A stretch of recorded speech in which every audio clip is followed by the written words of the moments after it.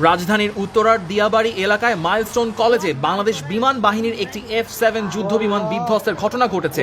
এই ঘটনায় এখন পর্যন্ত ১৬ জন নিহত হওয়ার খবর পাওয়া গেছে। আহত হয়েছেন শিক্ষার্থী সহ শতাধিক মানুষ।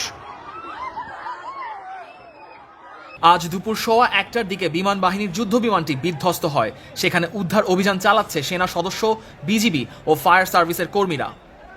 উত্তরা আধুনিক হাসপাতালে প্রাথমিক চিকিৎসা দেওয়ার পর ৬০ জনকে জাতীয় বার্ন ইনস্টিটিউটে পাঠানো হয়েছে। আরও ২৫ জন এখানে চিকিৎসাধীন আছেন।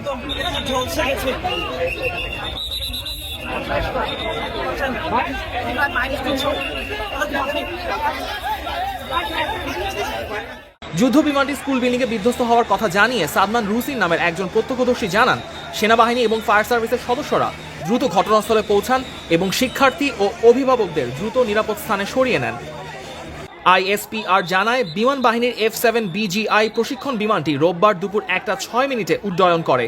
এর কিছুক্ষণের মধ্যে বিমানটি মাইলস্টোন কলেজ ক্যাম্পাসে আছড়ে পড়ে। উদ্ধার অভিযানে আছেন বিভিন্ন বাহিনীর সদস্যরা।